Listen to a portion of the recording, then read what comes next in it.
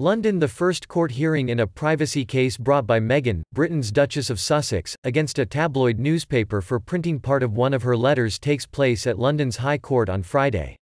Meghan, wife of Queen Elizabeth's grandson Prince Harry, is suing publisher Associated Newspapers over articles its Mail on Sunday newspaper printed in February last year which were based on a letter she had sent to her father, Thomas Markle.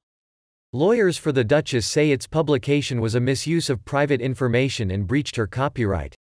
They are seeking aggravated damages from the paper.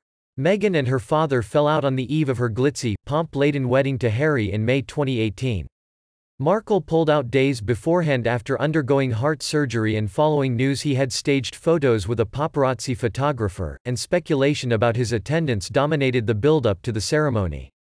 Documents from her lawyers this week accused the Mail and other tabloids of harassing, humiliating and manipulating Markle, and contributing towards the fallout between father and daughter. They argue the Mail had also misquoted from the letter, which was never intended to be made public, to paint the royals in a poor light. The Mail says unnamed friends of Meghan had put her version of events in interviews with the U.S. magazine People and that Markle had the right to put his side. The paper's lawyers also argue that given Meghan's royal status, there was legitimate public interest in her personal and family relationships. Friday's hearing, which will be held remotely because of Britain's coronavirus lockdown, is the start of the court action and no witnesses will take part. No date has been set yet for the full trial. In the papers submitted by Meghan's lawyers this week were details of text messages sent by Harry to his future father-in-law, pleading with him not to talk to the press and to call him and his daughter. The Duchess missed a call from Markle at 4:57 a.m. on the morning of the wedding and she has not received any calls or messages from him since then, the court papers added.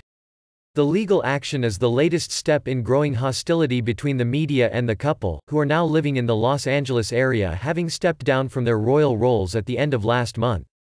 This week the royals announced they would have zero engagement with 4 of Britain's top tabloids, accusing them of false and invasive coverage. That statement brought anger and derision from many newspapers which accused them of egotism and questionable timing by making the announcement during the COVID-19 crisis.